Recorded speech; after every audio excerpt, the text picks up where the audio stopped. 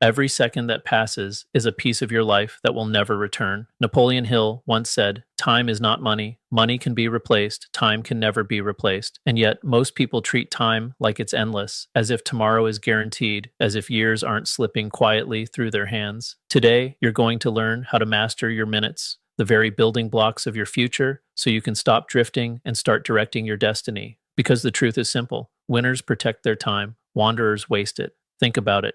The most successful people in history had the same 24 hours you do. Edison had it, Lincoln had it, Ford had it. The difference wasn't talent, it wasn't luck. It was how they invested their minutes. Hill said that wasted minutes don't just vanish, they stack into wasted days, wasted years, wasted lives. 1 hour of gossip becomes a day of distraction. 1 week of delay becomes a year of regret. Ask yourself, where are your minutes going? Are they feeding your mission or are they feeding your distractions? Excuses are the language of mediocrity. Every excuse is like signing a contract with failure. Hill's warning was clear. Stop blaming the world. Stop waiting for perfect conditions. Nobody is coming to save you. Discipline, not excuses, builds empires. While one person is complaining, someone else is learning. While one person is waiting, someone else is acting. While one person is drifting, someone else is building. And tomorrow, the builder will be celebrated while the drifter sits in regret. The gap between winners and wanderers is not intelligence, it's not resources, it's discipline. Without a mission, you are drifting. With a mission, you are unstoppable. Hill taught, write your vision with fire, fix your eyes on it until nothing can pull you away. Why is this so powerful? Because when your mission is clear, wasted minutes feel like poison, distractions feel like theft, gossip feels like an insult to your destiny. Every major achievement in history began with a clearly defined mission. Nations, businesses, movements, all were sparked by a vision so clear it became impossible to ignore. If you don't define your mission, the world will define it for you. Your boss, your critics, even your distractions. You'll live as a prisoner of circumstance instead of the architect of your future. Hill emphasized this truth. Your environment is stronger than your willpower.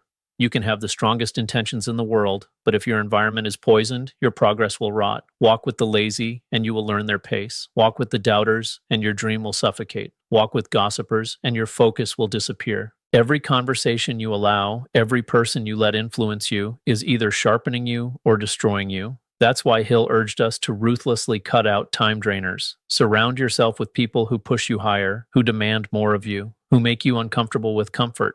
Remember, environment isn't background noise. It's the soil of your future. Procrastination is the enemy of greatness. Hill called it a liar, whispering that tomorrow will be easier, that the time will come, that someday you'll be ready. But tomorrow is not promised. Readiness is an illusion. The graveyard is full of people who had plans, but never executed them. Winners act in the middle of uncertainty. They act even when they don't feel ready. They act even when fear whispers in their ear. Because imperfect action today beats perfect planning forever. Think about the great builders of history. Edison didn't wait until he was certain. Ford didn't wait until the world believed in him. They acted, they risked, they failed, and they learned. Every delay is stolen destiny. The only perfect time is now. Hill said, winning is not one giant leap. It's a relentless march. Momentum is the invisible force that separates winners from quitters. And momentum is built through small, consistent victories. One workout may not change you. 100 will. One page may not make you wise. 1,000 will. One sale may not make you wealthy, 1,000 will. Consistency beats intensity.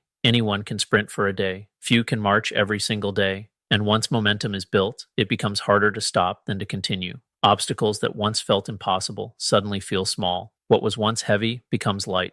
But remember, momentum also works in reverse. Laziness compounds. Distraction compounds. One wasted day becomes a wasted week. A wasted week becomes a wasted year. The question is, which way are you building momentum? Of all Hill's lessons, this one is the most practical and the most ruthless. Guard your minutes like diamonds. Why? Because once a minute is gone, it is gone forever. You can never buy it back.